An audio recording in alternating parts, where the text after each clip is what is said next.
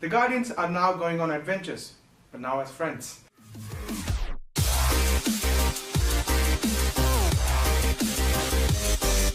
Guardians of the Galaxy Volume 2. Guardians of the Galaxy Volume 2 is basically the sequel to the 2014 Marvel movie Guardians of the Galaxy. They were a band of misfits. Coming to the positives of the film, the movie has a lot of good things, especially when it comes to VFX. Compared to the previous Marvel movies, they have really outdone themselves. They have really made so many things in this movie, and it's just beautiful. It's beautiful to watch in IMAX. I saw it in IMAX, so it was really good. Next thing is about the cast. The cast, they did amazing. They did really good. What they had was from the previous movies. They really portrayed the same character, and they really brought them out. And even though there was not a lot of depth for a few characters, it was good enough when you think about it, because as a whole, it's you can't really fit like around 10-15 characters and get a character development from all of them. So in that way, this movie did good part with Gamora and her sister, and Peter Quill and his dad, and then there's a whole arc with Rocket, Groot, Drax and all. As an overall, the cast did good, and they were very true to those characters which they portrayed in the first movie. When you think about the movie, it's all about comedy. Guardians of the Galaxy really tried to push the comedy level to a certain extent where it's like 70% of the time the movie is just really fun, it's good, and the rest 30 just feels like, why did they have to infuse comedy into those sequences? It really feels like they are trying to just make every Marvel movie sound like, hey, it's just funny, it's just funny.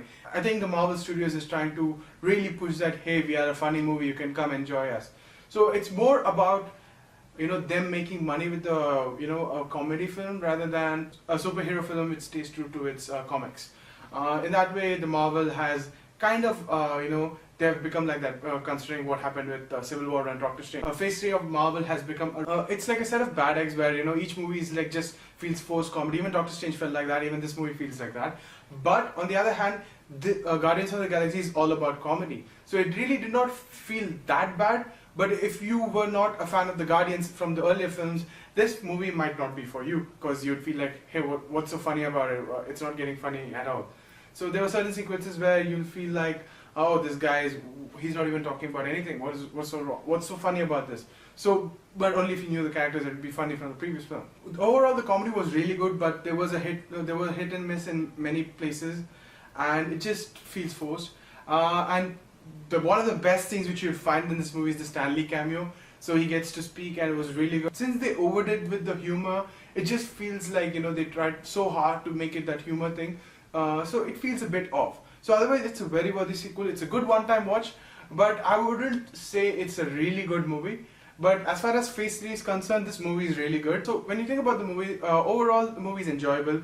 You have your fun time. It might not be as a good movie as a standalone product, but it's good enough as a whole for the Marvel Cinematic Universe as they are building up to Thanos and Infinity War. So this is a good movie. You can watch it. It's a one-time watch. I would recommend you to watch it. And so as an average moviegoer, I would give it a 8.5 on 10. But if you look at the movie as a whole, it would be a 7 on 10 due to the the various mishaps, you'd call it, of the movie.